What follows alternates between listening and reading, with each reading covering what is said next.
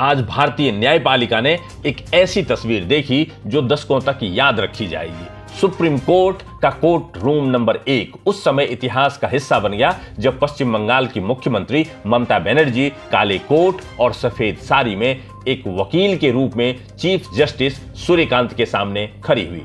वह supreme court की bench के सामने एक पिटिशनर इन पर्सन के रूप में पेश हुई और मामला था स्पेशल इंटेंसिव रिवीजन SIR यानी मतदाता सूची के विशेष पुनरीक्षण का, जिसे ममता बनर्जी ने लोकतंत्र पर सीधा हमला बताया है। यह केवल एक कानूनी बहस नहीं थी बल्कि चुनाव आयोग यानी इलेक्शन कमीशन ऑफ इंडिया की कार्यप्रणाली पर एक बड़ा प्रश्न चिन्ह था। यह मामला एक राज्य का नहीं बल्कि देश के हर नागरिक के राइट टू वोट यानी वोट देने के अधिकार से जुड़ा है। तो आज के इस वीडियो में हम देखेंगे कि आखिर क्यों बंगाल की मुख्यमंत्री ममता बनर्जी 150 लोगों के जत्थे के साथ काला कोट पहन सुप्रीम कोर्ट पहुंची और क्या है 1,36,00,000 मतदाताओं का भविष्य और कैसे SIR को लेकर सुप्रीम कोर्ट में चुनाव आयोग की उड़ी धज्जियां। नमस्कार, मेरा नाम है AK झा और आप देख रहे हैं प्रीमियर न्यूज। इस कानूनी लड़ाई के एक एक पहलू को समझने के लिए इस वीडियो को अंत तक जरूर देखें और ऐसे ही निष्पक्ष और बेबाक खबरों के लिए हमारे चैनल प्रीमियर न्यूज को सब्सक्राइब कराकर बेल आइकन दबाना ना भूलें। आपको बता दूं कि ममता बनर्जी दिल्ली के सुप्रीम कोर्ट में अकेले नहीं आई। उनके साथ 150 लोगों का एक ऐसा जत्था था जिसने पूरी व्यवस्था को हिलाकर रख दिया।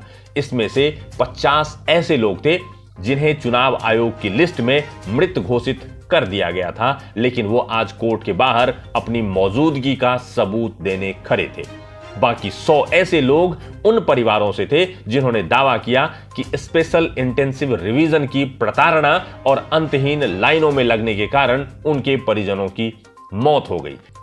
जब CGI ने मुख्यमंत्री ममता बनर्जी से पूछा कि वह स्वयं क्यों बहस करना चाहती हैं, तो ममता भावुक हो उठी और उन्होंने कहा, मैं कोई VIP नहीं हूं, एक साधारण परिवार से हूं, बंधुआ मजदूर की तरह काम कर रही हूं और मैं यहां अपनी पार्टी के लिए नहीं बल्कि बंगाल के उन गरीब लोगों के लिए आई हूं जिनके नाम वोटर लिस्ट से काटे जा रहे हैं।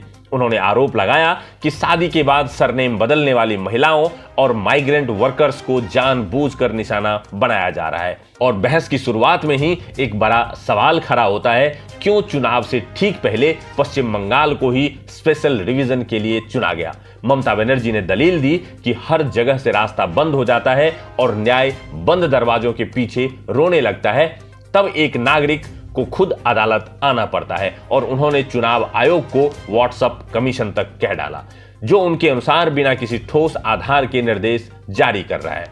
मुख्यमंत्री ने कोर्ट से कहा, हुजूर देखिए, जिन्हें सिस्टम ने मार दिया वो आज इंसाफ के लिए आपके दरवाजे पर जिंदा खड़े हैं। और यह बयान कोर्ट रूम में सन्नाटा खींचने के लिए काफी था। ममता बनर्जी ने जो डाटा पेश किया वह किसी भी लोकतांत्रिक देश के लिए चिंताजनक और चौंकाने वाला है। ममता बनर्जी की लीगल टीम, जिसमें वरिष्ठ वकील श्याम दीवान और कपिल सिब्बल शामिल थे, उन्होंने बताया कि लगभग 1,36,00,000 मतदाताओं को लॉजिकल डिस्क्रिपेंसी यानी तार्किक विसंगति की सूची में डाल दिया गया है।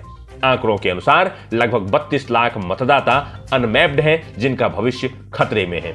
ममता बनर्जी ने फिर आगे सवाल उठाया कि चुनाव आयोग ने 8,300 माइक्रो ऑब्जर्वर्स क्यों तैनात किए हैं, जो कथित तौर पर बीजेपी शासित राज्यों से लाए गए हैं। उन्होंने बेंच के सामने यह दलील दी कि सुप्रीम कोर्ट के आदेश के बावजूद जमीनी स्तर पर सत्यापन के दौरान वैध आधार कार्ड और लैंड सर्टिफिकेट को भी स्वीकार नहीं किया जा रहा है। चीफ जस्टिस सूर्यकांत ने मामले की गंभीरता को देखते हुए चुनाव आयोग को कड़ा नोटिस जारी कर अगले सोमवार यानी 9 फरवरी 2026 तक जवाब मांगा है। और साथ ही कोर्ट ने यह भी स्पष्ट किया कि किसी भी वैध नागरिक का नाम तकनीकी कारणों से नहीं कटना चाहिए। अब पूरी दुनिया की नजरें सोमवार यानी 9 फरवरी 2026 पर टिकी है, जब चुनाव आयोग को इन 150 लोगों और 1,36,00,000 मतदाताओं के भविष्य पर जवाब देना होगा।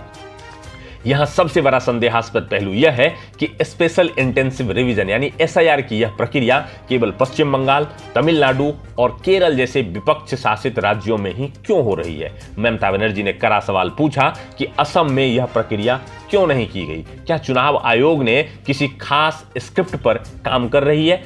मुख्यमंत्री ने आयोग को व्हाट्सएप कमीशन करार देते हुए आरोप लगाया कि अधिकारियों को लिखित आदेश की बजाय व्हाट्सएप संदेशों के जरिए निर्देश दिए जा रहे हैं और जिनका कोई कानूनी रिकॉर्ड नहीं है।